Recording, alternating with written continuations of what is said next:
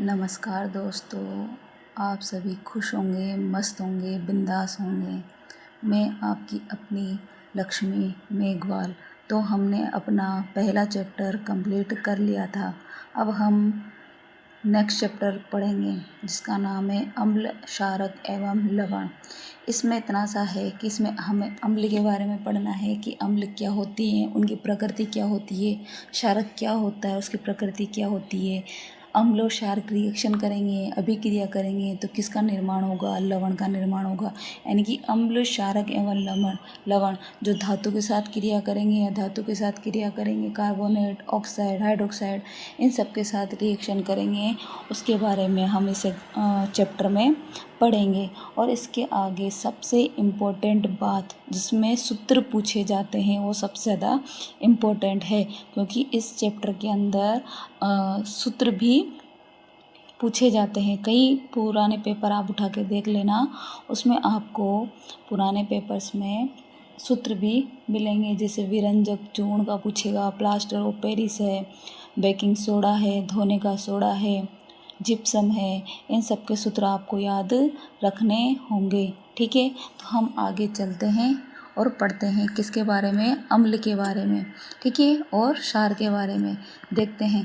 देखो, अम्लों का स्वाद क्या होता है? खट्टा होता है। कैसा होता है? खट्टा होता है। ठीक है, अम्लों का स्वाद खट्टा होता है। यह नीले लिटमस पत्र को क्या कर देते हैं? लाल कर देते हैं। क्या कर देते हैं? लाल कर देते हैं। इसके एक ट्रिक याद करना। कैसे याद करोगे? अनिल। क्या याद रखोगे? अनील। क्या याद रखोगे? अनील, यानी कि अनिल।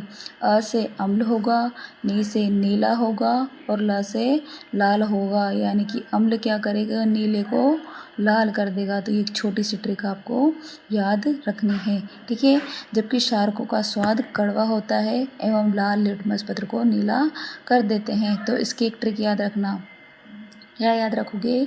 शालनी। क्या याद रखोगे? शालनी। शा से क्षार, ल से लाल और नी से नीला, यानी कि क्षार लाल को क्या कर देता है? नीला। क्या कर देता है? नीला। ठीक है, तो हम इसे बता सकते हैं, यानी कि प्रयोगशालाओं में उपयोग कर कर बताया जा सकता है कि अम्लों का स्वाद होता है खट्टा और क्षार का स्वाद होता है कड़वा। पर इनको चख कर नहीं बताया जा सकता, ये याद रखना। ये प्रयोगशालाओं में ही प्रयोग करके बताए जाते हैं, पदार्थों की जांच करके बताए जाते हैं। ठीक है, लिटमस एक प्राकृतिक सूचक होता है। प्राकृतिक सूचक, सूचक वो होता है जो हमें सूचना दे रहा है। सूचक वही होता है जो हमें क्या देता है? सूचनाएं देता है। सूचना मतलब क्या है कि उस चीज़ से हमें पता लगेगा कि कौन सी चीज़ अम्लीय है, कौन सी चीज़ क्षारीय है। यानी सूचक यानी सूचना दे रहा है। जो लिटमस पत्र है वो हमें सूचनाएं तो दे रहा है कि अम्ल है कि क्षार है। ठीक है, तो लिटमस एक क्या है? प्राकृतिक सूचक। प्राकृतिक सूचक का मतलब ये होता है जो हमें प्रकृति से डायरेक्ट प्राप्त हो रहे हैं, यानी किसी पौधे से प्राप्त हो रहे हैं, किसी जीव से प्राप्त हो रहे हैं, या किसी भी प्रकृति स्रोत से प्राप्त हो रहे हैं। तो ऐसे स्रोतों को हम, ऐसे सूचक को हम कौन सा सूचक बोला? प्राकृतिक सूचक। ठीक है, तो लिटमस क्या एक पौधे से प्राप्त हो रहा है, इसलिए इसे किस नाम से जाना गया है? प्राकृतिक सूचक। इसी प्रकार हल्दी, अब हल्दी भी तो प्राकृतिक सूचक एक पौधे से प्राप्त होती है हमें। ठीक है, तो जो प्राकृतिक रूप से प्राप्त होने वाले सूचकों को प्राकृतिक सूचक कहेंगे। तो हल्दी भी होती है, हल्दी, ठीक है, भी एक ऐसा सूचक है, सूचक होता है जो क्या करता है? हमें अम्ल या क्षार के बारे में बताता है। कैसे? श्वेत कपड़े पर लगे सब्जी के दाग पर जब क्षारीय प्रकृति वाला साबुन रगड़ते हैं तो धब्बे का रंग भूरा लाल हो जाता है। कभी ऐसा हुआ है? सबके साथ होता है कि जब हम कुछ खाना खा रहे हैं, कुछ खा रहे हैं, सब्जी हमने खाई तो सब्जी कहाँ गिर गई? कपड़े के ऊपर। तब मम्मी उस कपड़े को धोती है, तो जैसे ही साबुन लगाती है हल्दी के ऊपर तो कौन से कलर में हो जाता है? वो लाल कलर का, भूरे लाल कलर का। यानी कि वो हल्दी हमें सूचना दे रही है कि जो साबुन है वो किस प्रकृति का है? क्षारीय प्रकृति का है। ठीक है, तो जब हमें ये बता रहा है कि साबुन क्षारीय प्रकृति का है, तो यानी कि हल्दी हमें सूचना दे रही है। ठीक है, तो यानी कि ये भी क्या है? प्राकृतिक सूचक में आएगी। ठीक है, लेकिन कपड़े को अत्यधिक जल से धोने के पश्चात फिर वह पीले रंग का हो जाता है। अम्ल और क्षार की जांच के लिए आप संश्लेषित सूचक जैसे मेथिल, ऑरेंज व फिनोल्फथालीन का भी उपयोग कर सकते हैं। जैसे कि क्या है? हम प्राकृतिक सूचक का उपयोग तो करते हैं कि अम्ल है कि क्षार है, ठीक है, पर वैसे ही हम संश्लेषित, संश्लेषित का मतलब समझो जो मानव द्वारा निर्मित होते हैं। ठीक है, मानव द्वारा बनाए जाते हैं, सिंथेटिक किए जाते हैं, सिंथेसाइज किए जाते हैं। ठीक है, वो कौन है? मेथिल ऑरेंज है, फिनोप्थेलिन है। ठीक है, इन दोनों का उपयोग भी हम अम्ल और क्षारकता की जांच करने के लिए कर सकते हैं। ठीक है, अम्ल एवं क्षारक की अभिक्रिया के बारे में हम अध्ययन करेंगे आगे। क्या है? अम्ल एवं क्षारक कैसे एक दूसरे को प्रभाव को समाप्त करते हैं। अम्ल और क्षारक एक दूसरे के प्रभाव को भी क्या कर देते हैं? समाप्त करते हैं, और दैनिक जीवन में हम इनका उपयोग करते भी हैं। ठीक है, तो आगे हम पढ़ेंगे कि दैनिक उपयोग जीवन में हम इनका उपयोग कहाँ कहाँ कैसे कैसे करते हैं, उसके बारे में हम पढ़ेंगे। उससे पहले हम देखते हैं कि जो सूचक है वो कैसे प्राप्त हुआ है। ठीक है, लिटमस विलियन बैंगनी रंग का रंजक होता है। क्या, कौन से कलर का होता है? बैंगनी रंग का रंजक होता है, जो थैलोफाइटा समूह से लिचेन यानी कि लाइकेन पौधे से निकाला जाता है। मतलब थैलोफाइटा समझो, जो एल्गी होती है, एल्गी का मतलब समझो एक शैवाल और कवक का समूह होता है, लाइकेन। ठीक है, पौधे से निकाला जाता है, प्राय इसे सूचक की तरह उपयोग किया जाता है। लिटमस विलियन जब न तो अम्लीय होता है न ही क्षारीय होता है। लिटमस विलियन क्या हो? जब न तो अम्लीय होगा न ही क्षारीय होगा, तब ये कौन से कलर का होगा? बैंगनी रंग का। कैसे रंग का होगा? बैंगनी रंग का। ठीक है, ये लिखा हुआ है कि जब तब यह कौन से कलर का होगा? बैंगनी कलर का रंग का होता है। बहुत सारे प्राकृतिक सूचक, प्राकृतिक पदार्थ कौन कौन से और भी है, क्योंकि जो हल्दी है, जो अपन अभी पढ़ा था कि लिटमस है, ये भी प्राकृतिक है, पर हम आगे और भी ऐसी चीज़ें पढ़ रहे हैं जो देखेंगे कि ये भी प्राकृतिक सूचक के रूप में काम आते हैं। जैसे लाल पत्ता गोभी, लाल पत्ता गोभी क्या है? प्राकृतिक सूचक है, जो अम्ल क्षार के बारे में बताता है। ठीक है, उसके बाद हम देखेंगे क्या है? हाइड्रेंजिया, ठीक है, पिटूनिया, जेरानियम जैसे कई फूलों की रंगीन पंखुड़ियाँ किसी विलयन में अम्ल एवं क्षारकों की उपस्थिति को सुरक्षित करते हैं।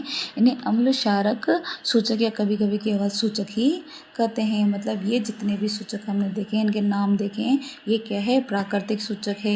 ये अम्ल और क्षारक की उपस्थिति को सूचित करते हैं, यानी कि बताते हैं हमें कि हाँ, ये पदार्थ जो है ये अम्ल है, या ये जो पदार्थ है वो क्षार है। ठीक है, इसके बारे में ये हमें बताते हैं, तो यानी कि ये सूचक कहलाते हैं। अब आगे हम देखेंगे अम्ल एवं क्षारक के रासायनिक गुणधर्म। ठीक है, रासायनिक गुणधर्म का ये मतलब है कि अम्ल रिएक्शन करके क्या बना रहा है, क्षारक रिएक्शन करके क्या बना रहा है, इनके गुण क्या है, किस तरह से इनको समझा जा सकता है। जैसे कि क्या है कि रंग के द्वारा ये सूचक हमें बताते हैं कि कोई पदार्थ अम्लीय क्षारक है, ये मैंने अभी बता ही दिया था। ठीक है, कुछ ऐसे पदार्थ होते हैं जिन्हें गंध अम्लीय व क्षारीय माध्यम से भिन्न हो जाती है। मतलब ये है कि जैसे कोई भी ऐसे पदार्थ है जिनकी गंध क्या है? अम्ल व क्षारीय माध्यम में क्या हो जाती है? परिवर्तित हो जाती है। तो ऐसे पदार्थों को हम क्या कहेंगे? इन्हें गंधीय सूचक कहते हैं। क्या कहते हैं? गंधीय सूचक, यानी कि इनकी गंध अम्ल और क्षार की उपस्थिति में क्या हो जाती है? परिवर्तित हो जाती है। ऐसे सूचक हम कौन से सूचक में रखेंगे? गंधीय सूचक। यानी कि सूचक तीन प्रकार के हो गए। कौन कौन से? पहला है प्राकृतिक सूचक, दूसरा है संश्लेषित सूचक यानी कि संश्लेषित सूचक, और तीसरा बन गया है गंधीय सूचक। यानी कि तीन प्रकार के हो गए सूचक। कितने प्रकार के? तीन प्रकार के। ठीक है, याद रहेगा? क्लियर?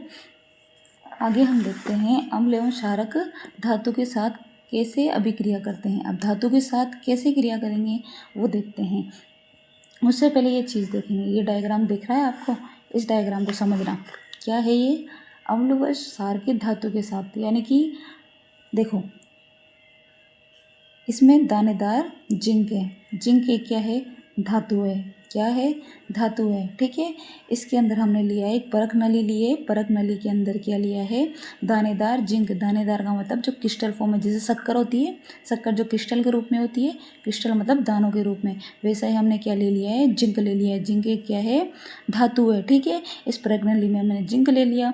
जिंक के साथ हमने लिया है तनु सल्फ्यूरिक अम्ल। क्या लिया है? तनु सल्फ्यूरिक अम्ल। ये क्या है? एक अम्ल है। क्या है? अम्ल है। ठीक है, इस अम्ल को हमने लिया है, और इन दोनों की जब अभिक्रिया हुई है, क्या हुई है? अभिक्रिया हुई है, तो कौन सी गैस उत्पन्न हुई है? Hydrogen gas. कौन सी गैस उत्पन्न हुई है? Hydrogen gas. जब इस गैस को हम प्रवाही नली के माध्यम से साबुन के बुलबुले में, साबुन के विलयन में, ठीक है, साबुन के विलयन में जब ये गैस प्रवाहित करते हैं तो बुलबुले निकलते हैं, दिख रहे हैं सबको, क्या निकलते हैं, बुलबुले निकलते हैं। तो ये जो बुलबुले हैं हमें पहले तो पता नहीं है कि किस चीज़ के बुलबुले हैं, ठीक है, किस चीज़ के बुलबुले, पर जैसे ही हम इस बुलबुलों के सामने जलती हुई मोमबत्ती लेके जाएंगे तो क्या होगा, फट फट की ध्वनि के साथ क्या होगी, मोमबत्ती जलना स्टार्ट हो जाएगी। तो हम यह कह सकते हैं, निष्कर्ष निकाल सकते हैं कि जो गैस निकल रही है धातु और अम्ल की रिएक्शन से, जो गैस निकल रही है कौन सी गैस है, हाइड्रोजन गैस है। कौन सी गैस है, हाइड्रोजन गैस। यानी कि इससे हम हाइड्रोजन गैस का परीक्षण यानी गैस की जाँच कर सकते हैं। तो ये क्वेश्चन बन सकता है या फिर ये चित्र बनाने को आ सकता है कि धातु के साथ किसकी क्रिया,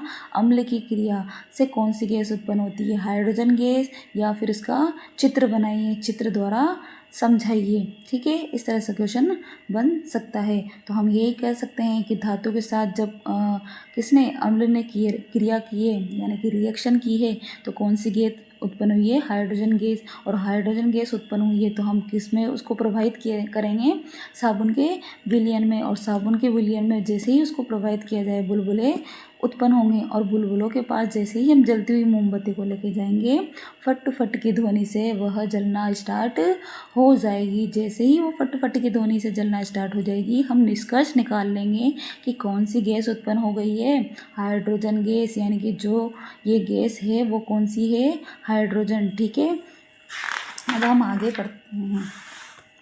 आगे हम पढ़ेंगे क्या है, जैसे कि ये रहा कि धातु अम्ल व धातु का रिएक्शन होगा तो क्या बनेगा, लवण बनेगा। क्या बनेगा, लवण बनेगा। लवण के साथ कौन सी गैस उत्पन्न हुई है, हाइड्रोजन गैस। कौन सी गैस उत्पन्न हुई है, हाइड्रोजन गैस। ठीक है, तो अम्ल की धातु से क्रिया कराने पर क्या बनता है, लवण बनता है। क्या बनता है, लवण बनता है। और लवण के साथ क्या बनती है, हाइड्रोजन गैस बनती है। ठीक है, तो यानी कि सभी क्रिया को निम्न प्रकार से, अब इसको लिख सकते हैं, इनको अभिक्रिया के रूप में किस तरह से लिखेंगे ये देखते हैं।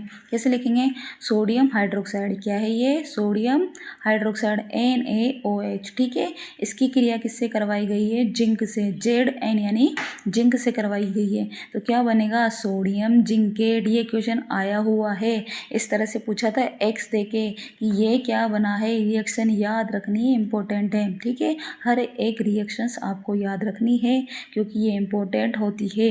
क्योंकि जब ये रिएक्शन दे देगा कोई भी तत्व पे एक्स लगाकर वो पूछ लेगा कि क्या है, या फिर रिएक्शन बनाने को ही दे देगा कि इस रिएक्शन को किस तरह से लिखा जाता है। ठीक है, तो सोडियम जिंकेट बनेगा और कौन सी गैस उत्पन्न होगी, हाइड्रोजन गैस। दिख रहा है इसमें कि हाइड्रोजन गैस उत्पन्न होगी। पुनः इसमें देखो कि अभिक्रिया में पुनः हाइड्रोजन बनता है, किंतु ऐसी अभिक्रियाएं सभी धातुओं के साथ संभव नहीं है। ये चीज़ नोट करने की है कि सारी धातुओं के साथ ऐसी अभिक्रिया होना आवश्यक नहीं है। ठीक है, तो यानी कि फिर देखेंगे हम धातु कार्बोनेट तथा धातु हाइड्रोजन कार्बोनेट अम्ल के साथ कैसे अभिक्रिया करता है। इससे पहले हम इस चित्र को देखेंगे, ध्यान से देखेंगे इस चित्र को। कैल्शियम हाइड्रोक्साइड में कार्बन डाइऑक्साइड गैस को गुजरता यानी गुजारना, ये समझो कि धातु की क्रिया या कैल्शियम हाइड्रोक्साइड की क्रिया जब किसी भी अम्ल से करवाई जाएगी, ठीक है, तो क्या उत्पन्न होगी, CO2 गैस उत्पन्न होगी। ठीक है, तो CO2 गैस उत्पन्न होगी तो हमें कैसे पता चलेगा कि CO2 गैस उत्पन्न हुई है। ठीक है, तो CO2 गैस का हम क्या करेंगे, परीक्षण यानी कि जांच करेंगे। क्या करेंगे, जांच करेंगे। तो उसका चित्र है ये, CO2 गैस की जांच कैसे करेंगे, इसका चित्र है ये। ठीक है, जैसे कि क्या है कि हमने परख नली ली, उसमें क्या है, सोडियम कार्बोनेट है। क्या है, सोडियम कार्बोनेट है। ठीक है, और सोडियम कार्बोनेट इसमें और क्या क्या है, तनुकृत हाइड्रोक्लोरिक अम्ल यानी कि तनु हाइड्रोक्लोरिक अम्ल HCl अम्ल है। ठीक है, और इन दोनों की जब रिएक्शन हुई है सोडियम कार्बोनेट और हाइड्रोक्लोरिक अम्ल यानी कि HCl की, जब इन दोनों ने आपस में अभिक्रिया करी है तो कौन सी गैस उत्पन्न हुई है, कार्बन डाइऑक्साइड। क्या, कौन सी गैस, कार्बन डाइऑक्साइड। ये गैस प्रवाहित होते हुए यानी कि निकास नली से हम दूसरी परत नली में इस गैस को क्या करेंगे, प्रवाहित करेंगे। प्रवाहित का मतलब इस गैस को इसमें से गुजारेंगे। और ये विलयन किस चीज़ का है, कैल्शियम हाइड्रोक्साइड का विलयन है। किसका विलयन है, कैल्शियम हाइड्रोक्साइड का। तो जैसे हम कैल्शियम हाइड्रोक्साइड के विलयन में CO2 गैस प्रवाहित करते हैं तो कलर कैसा हो जाता है, दूधिया। कैसा कलर हो जाता है, दूधिया। इससे हम निष्कर्ष निकाल सकते हैं कि जो परीक्षण किया है, जो अभिक्रिया हुई है कैल्शियम ऑक्साइड की, किससे, तनु हाइड्रोक्लोरिक अम्ल से। तो जो गैस उत्पन्न हुई है वो गैस है CO2। कौन सी है, CO2। क्योंकि CO2 क्या करती है, कैल्शियम हाइड्रोक्साइड के विलयन को दूधिया कर देती है। कैसा कलर कर देती है, दूधिया कलर का। ठीक है, तो आया प्रयोग समझ में। अब आगे हम देखते हैं इसकी अभिक्रियाएं। कौन सी अभिक्रियाएं हैं देखते हैं, ध्यान से देखते हैं कि यह है सोडियम कार्बोनेट। क्या है, Na2CO3 यानी क्या है, सोडियम कार्बोनेट। इसकी क्रिया किससे कराई गई है, HCl से। किससे, HCl से। यानी कि सोडियम कार्बोनेट की क्रिया अम्ल से करवाई गई है, यानी कि अम्ल से करवाई गई है। तो क्या बना है, NaCl यानी कि सोडियम क्लोराइड। और क्या निकला है, H2O और CO2 गैस। कौन सी गैस उत्पन्न हुई है, CO2 गैस उत्पन्न हुई है। वैसे ही हम परख नली भी इस तरह से समझते हैं। परख नली भी में किसकी क्रिया है, सोडियम हाइड्रोजन कार्बोनेट। यही तो था, सोडियम हाइड्रोजन कार्बोनेट। तो इसमें HCl की रिएक्शन करवाई गई है। सोडियम हाइड्रोजन कार्बोनेट की क्रिया HCl से करवाई जाए तो सोडियम क्लोराइड बनेगा, जल निकलेगा और CO2 गैस बनेगी। ठीक है, तो यानी कि ये क्रिया हमने करवा के हमें पता लगा है कि जब हम सोडियम कार्बोनेट हो या सोडियम हाइड्रोक्साइड हो, इनकी रिएक्शन जब भी करवाते हैं किसी अम्ल से तो कौन सी गैस उत्पन्न होती है, CO2। कौन सी गैस, CO2, कार्बन डाइऑक्साइड। ठीक है, और अम्ल बनेगा, नहीं, जल बनेगा और लवण बनेगा। ठीक है, लवण बनेगा और जल निकलेगा। ठीक है, जल के अणु निकलेंगे। अब हम आगे देखते हैं, क्या देखते हैं कि अब हम देखते हैं कि क्षारक का प्रक्षेपी प्रभावतः क्षारक द्वारा अम्ल का प्रभाव समाप्त हो जाता है। अभिक्रिया को इस प्रकार से लिखते हैं, कैसे, कि सोडियम हाइड्रोक्साइड क्या है, एक क्षारक है। क्या है, क्षारक है। HCl क्या है, अम्ल है, हाइड्रोक्लोरिक अम्ल है। ठीक है, जब इन दोनों की आपस में रिएक्शन करवाई जाएगी तो क्या बनेगा, लवण। लवण कौन सा, NaCl। क्या बनेगा, NaCl यानी कि सोडियम क्लोराइड। और क्या निकलेगा, किसकी मात्रा निकलेगी, जल की मात्रा निकलेगी। ठीक है, तो जब अम्ल और क्षारक की रिएक्शन करवाई जाती है, अभिक्रिया करवाई जाती है, तो ये दोनों एक दूसरे के प्रभाव को क्या कर देते हैं, समाप्त कर देते हैं। क्या कर देते हैं, समाप्त कर देते हैं। ऐसी अभिक्रिया को हम क्या कहते हैं, उदासीनीकरण अभिक्रिया। कौन सी अभिक्रिया, उदासीनीकरण अभिक्रिया। वही है कि अम्ल व क्षारक की अभिक्रिया के परिणाम स्वरूप लवण तथा जल क्या होते हैं, प्राप्त होते हैं। इसे ही हम क्या कहते हैं, उदासीनीकरण अभिक्रिया कहते हैं। सामान्यतः उदासीन अभिक्रिया को इस प्रकार से लिख सकते हैं। कैसे लिखेंगे, कि क्षारक यानी कि NaOH था, अम्ल यानी कि HCl था, लवण बना यानी कि NaCl बना। ठीक है, और जल बना यानी कि अम्ल और क्षारक की क्रिया करवाने पर लवण और जल उत्पन्न होते हैं, लवण और जल बनते हैं। ठीक है, तो ये कौन सी अभिक्रिया है, उदासीनीकरण अभिक्रिया। मतलब एक दूसरे के प्रभाव को क्या कर देते हैं, समाप्त कर देते हैं, यानी कि अभिक्रिया कर लेते हैं। ठीक है, अब पढ़ेंगे हम अम्लों के साथ धात्विक ऑक्साइड की अभिक्रियाएं। तो यानी कि अम्ल के साथ अब किसकी क्रिया करवा सकते हैं अपन, धात्विक ऑक्साइड। किसकी, धात्विक ऑक्साइड की। ठीक है, अब देखते हैं कि धात्विक ऑक्साइड की क्रिया किस तरह से करवाई जाती है। ठीक है, देखते हैं। देखो क्या है, देखो धातु ऑक्साइड अम्ल से क्रिया करके क्या बनाएगा, लवण और जल। ठीक है, सेम टू सेम वही है कि धातु ऑक्साइड क्या करेगा, धातु ऑक्साइड अम्ल के साथ क्रिया करके लवण व जल बनाएगा। ठीक है, इस समीकरण को इस तरह से हम लिख सकते हैं। ठीक है, देख करते हैं कि अभिक्रिया के लिए समीकरण लिखकर उसे संतुलित कीजिए। क्षारक एवं अम्ल की अभिक्रिया के समान ही धात्विक ऑक्साइड अम्ल के साथ अभिक्रिया करके लवण व जल प्रदान करते हैं। अतः धात्विक ऑक्साइड को क्षारीय ऑक्साइड भी कहा जाता है कहते हैं। ठीक है, तो ये धात्विक ऑक्साइड है, इसको कौन सा ऑक्साइड भी कहते हैं अपन, क्षारीय ऑक्साइड भी कहते हैं। ठीक है, क्षारक के साथ अधात्विक ऑक्साइड की अभिक्रिया। ठीक है, तो क्षारक भी क्या करते हैं, अधात्विक ऑक्साइड के साथ अभिक्रिया करते हैं। देखते हैं, जैसे कार्बन डाइऑक्साइड कैल्शियम हाइड्रोक्साइड चूने का पानी के बीच अभिक्रिया करवाई गई थी। अभी पीछे पढ़ा था अपन ने कि कार्बन डाइऑक्साइड की कैल्शियम हाइड्रोक्साइड के साथ क्या करी गई थी, चूने के पानी के साथ अभिक्रिया करवाई गई थी। कैल्शियम हाइड्रोक्साइड जो एक क्या है, क्षारक है। क्या है, क्षारक है। कार्बन डाइऑक्साइड के साथ अभिक्रिया करके लवण व जल का निर्माण करता है। अभी पीछे हमने यही अभिक्रिया पढ़ी थी। ठीक है, चूंकि क्षारक एवं अम्ल के बीच होने वाली अभिक्रिया के समान है, हम ये निष्कर्ष निकाल सकते हैं कि अधात्विक ऑक्साइड अम्लीय प्रकृति के होते हैं। यानी कि हम क्या कह सकते हैं कि अधात्विक जो ऑक्साइड होते हैं, कौन से ऑक्साइड, अधात्विक ऑक्साइड कौन से प्रकृति के होते हैं, अम्लीय प्रकृति के। याद रखना कि अधात्विक जो ऑक्साइड होते हैं वो क्या करते हैं, कौन से प्रकृति के होते हैं, अम्लीय प्रकृति के। ठीक है, उसके बाद में आते हैं अम्ल व क्षारकों के में समानता है। अब क्या समानता है ये देखते हैं। ठीक है, देखते हैं इसको।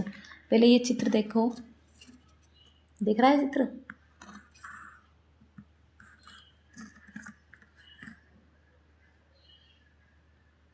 जल में अम्ल का विलयन विद्युत चालन करता है। तो यही तो है कि जो अम्ल होते हैं वो विद्युत के चालक होते हैं। क्यों होते हैं, तो जैसे जलीय विलयन में उनको रखा जाएगा तो वो क्या हो जाएंगे, आयन्स में विभाजित हो जाएंगे, आयन उत्पन्न करेंगे, इलेक्ट्रॉन प्रवाहित करेंगे। इलेक्ट्रॉन इधर से उधर जब जाना स्टार्ट कर देगा तो उसमें क्या उत्पन्न हो जाएगी, धारा उत्पन्न हो जाएगी। ठीक है, तो जैसे कि तनु अम्लीय विलयन, क्या लिया हमने, तनु अम्लीय विलयन। ठीक है, और बीकर लिया, उसमें भर दिया। ठीक है, और रबर का कॉर्क पे हमने क्या लगा दी, 2 कीले लगा दी। क्या लगा दी, 2 कीले लगा दी। ठीक है, उसके बाद 6 वोल्ट की बैटरी का यूज किया हमने। कौन सी, कितने वोल्ट की, 6 वोल्ट की। ठीक है, और एक बल्ब भी हमने क्या कर दिया, लगा दिया। ठीक है, और जैसे ही हमने स्विच ऑन किया तो तनु अम्लीय विलयन में क्या हुआ, आयंस प्रवाहित होने लगे, यानी कि आयंस विभाजित हो गए। और जब आयंस विभाजित हुए तो इलेक्ट्रॉन क्या हो गए, प्रवाहित होना स्टार्ट हो गए। जब इलेक्ट्रॉन आपस में आदान प्रदान होना स्टार्ट होते हैं, यानी कि प्रारंभ होते हैं, तो क्या होता है, बल्ब जलने लग जाता है। क्या होता है, इसमें बल्ब जलना स्टार्ट कर देता है। यानी कि इसमें हम निष्कर्ष निकाल सकते हैं कि जल में अम्ल विलयन का क्या होता है, विद्युत का चालन होता है। ठीक है, विद्युत का चालन करते हैं। ठीक है, अब आगे हम देखते हैं, अम्ल की स्थिति बल्ब जलने लगता है। यही तो चीज़ हमने देखी थी कि बल्ब क्या होता है, जलने लग जाता है। परंतु आप ये देखेंगे ग्लूकोज एवं एल्कोहल का विलयन विद्युत का चालन नहीं करते हैं। इंपॉर्टेंट है कि ग्लूकोज और एल्कोहल जो होते हैं वो विद्युत का चालन नहीं करेंगे। बल्ब में जलने से ये पता चलता है कि विलयन से विद्युत का प्रवाह हो रहा है। बल्ब जलने का मतलब ये तो कहेंगे हम कि विद्युत का प्रवाह इसमें हो रहा है। अम्लीय विलयन में विद्युत धारा का प्रवाह अम्ल में उपस्थित आयनों के द्वारा होता है। यानी कि आयंस की वजह से ही क्या होता है, विद्युत धारा प्रवाहित होती है। अम्ल में क्या क्या आयंस होते हैं, देखते हैं। अम्लों में धनायन H+ तथा ऋणायन जैसे HCl में Cl-। हम क्या उदाहरण लेते हैं, HCl लेते हैं। क्या लेते हैं, HCl। ठीक है, इसमें होता है H+ Cl-, यानी आयंस हुए। ठीक है, उसके बाद भी इन्हें और एक उदाहरण लेते हैं HNO3, दिख रहा है इसमें, HNO3 में होता है NO3-। ठीक है, NO3- और H+ होता है। ठीक है, ये भी आयंस में टूटा हुआ है। ठीक है, फिर आएगा CH3COOH, दिख रहा है इसमें, CH3COOH। ठीक है, तो ये CH3 और COOH में चेंज हो जाएगा, परिवर्तित हो जाएगा।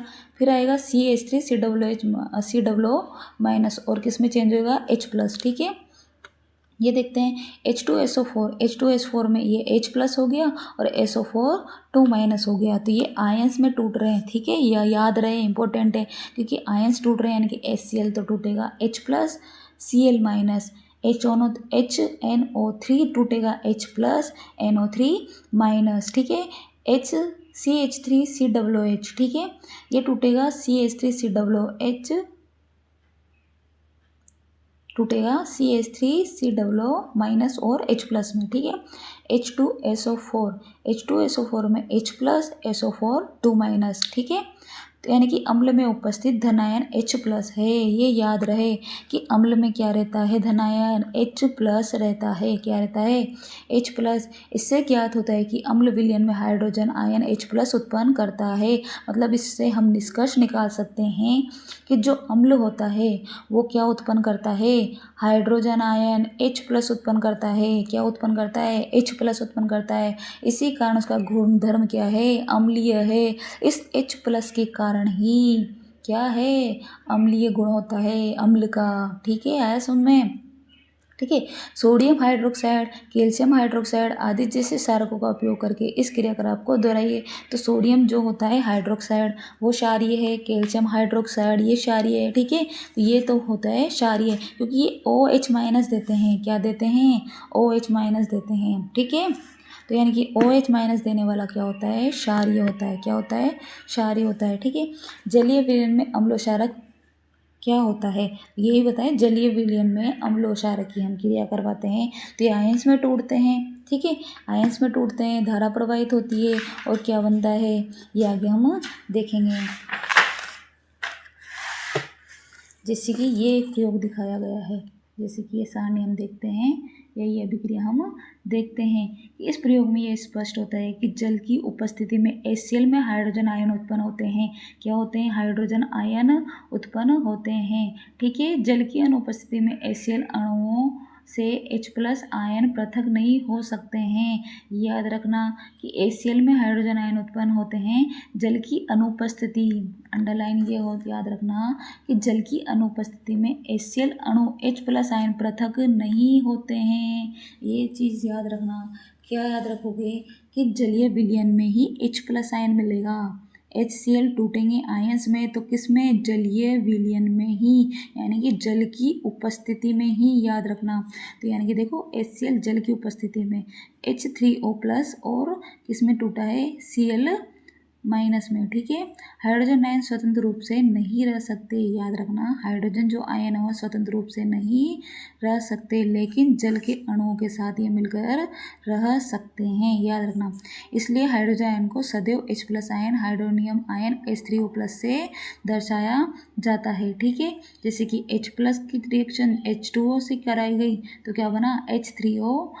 ठीक है, फिर आएगा अम्ल जल में H3O+ आयन H+ आयन प्रदान करता है।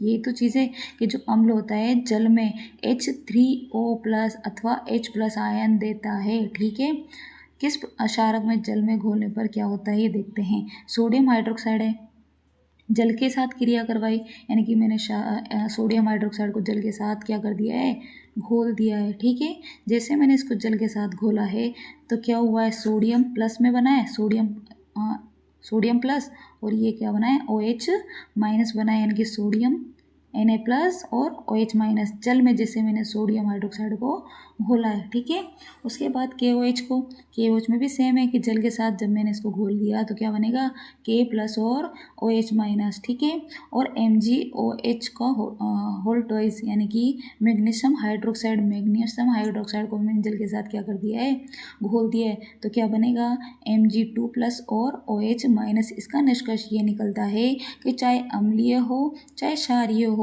जल के साथ जब इनकी क्रिया करवाई जाती है तो ये आयंस में टूटते हैं। किस में टूटेंगे, आयंस में, यानी प्लस और माइनस में। ठीक है, तो ये चीज़ हम बता सकते हैं। ठीक है, अब आगे हम देखते हैं,